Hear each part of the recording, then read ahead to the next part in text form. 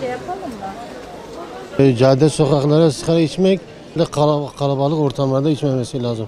Açık alandır ama kalabalıktır. Bu yüzden içmemesini dahi tavsiye ediyoruz.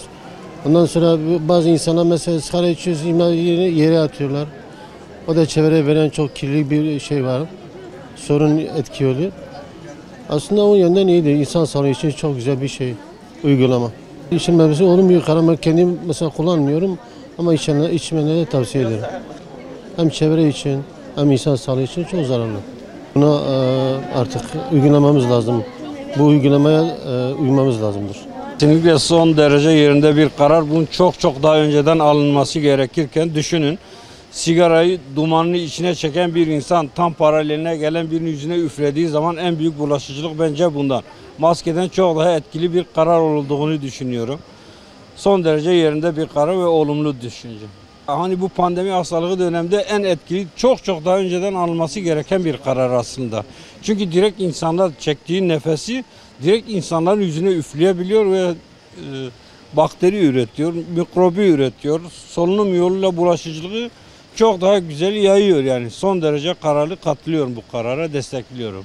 Mesela zararlarını ele alırsak toplumda maske takmanın bir anlamı kalmaz yani.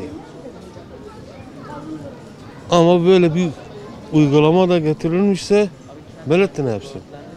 Televizyonda öğrendim. Dün akşam. İçilmese iyidir. Sigara zararlı bir şey. Yalnız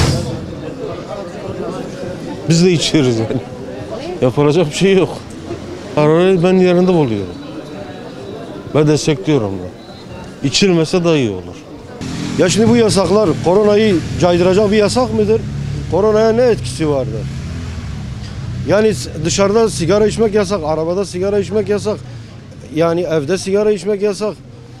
Kapalı alanda zaten yarın kıştır. Kapalı alanda da içemiyorsun.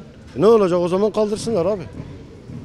Kaldırsınlar yani madem ki o zaman sigarayı kökten yasaklasınlar. İnsanlar da o şekilde yapsın. Yani ne olacak ya bu yasaklarla koronanın önüne mi geçilecek? Ya çözüm değil yani zaten açık alandır. Açık alanda ben şurada bu bankta oturup da bir sigaramı içemezsem yani ben sigara tiryakisiyim. Zaten yoksa nerede ne yapacağız? Haksız mıyım abi?